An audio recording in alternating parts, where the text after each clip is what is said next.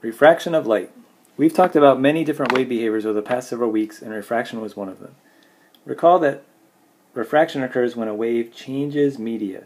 That is, when it goes from one medium into another one. When it does that, its velocity changes, both its speed and direction, meaning it can speed up and have an increase in speed, or slow down and have a decrease in speed. Recall waves on the wave machine. Here we had this first wave machine that was made up of long rods. And we had our second wave machine that was made up of shorter rods. We generated our wave, and the wave went pretty slow as it went through this long rod medium. Once it changed media into the short rods, that wave sped up and went much more quick.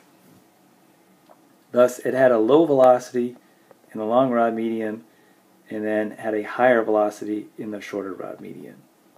Thus, our wave refracted. Recall water waves in a ripple tank.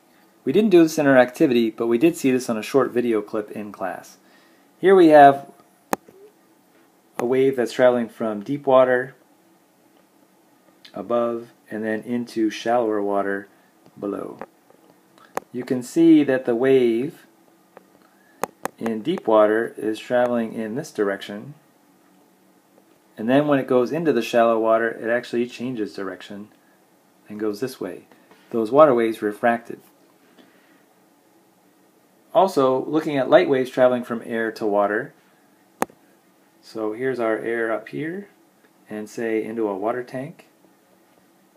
We can see that a ray of light in air, once it goes from air and travels into water, will also change direction and refract the same way that the water waves do. Let's take a closer look at the diagram of light refracting. So let's first draw our media boundary. So this is where our light ray is going to travel from air into water. And let's label that as the media boundary right here too. So we're going to take a light ray from air. So let's have it go this way. All right. That is actually going to be our incident light ray. Just as we've had before, rays that are incident have not yet undergone a behavior. That light ray, once it goes into water, is going to change direction, like this. So we can label this as our now refracted ray. So it's changed direction and has refracted. Let's measure some angles. Let's first draw in our normal line. If you remember, our normal line is a line that's perpendicular, well, to the barrier when light reflects. Here it's going to be perpendicular to the media boundary. So perpendicular right here. So we can then measure our angles. So this angle here will be the angle of incidence, theta I. And this angle here will be our angle of refraction, theta r. You can see that they're not equal. Clearly, the incident angle is greater than the refracted angle.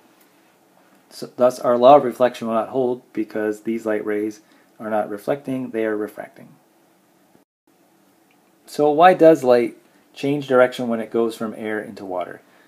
Well, it has to do with the characteristic called index of refraction, or N. The index of refraction is a number that is the ratio of the speed of light in air to the speed of light in a medium. In equation form, N equals C over V, where C is the speed of light in air, which is 3 times 10 to the 8th meters per second, and V would be the velocity of light in whatever medium you're talking about. Is it water, is it diamond, glass, whatever the medium is.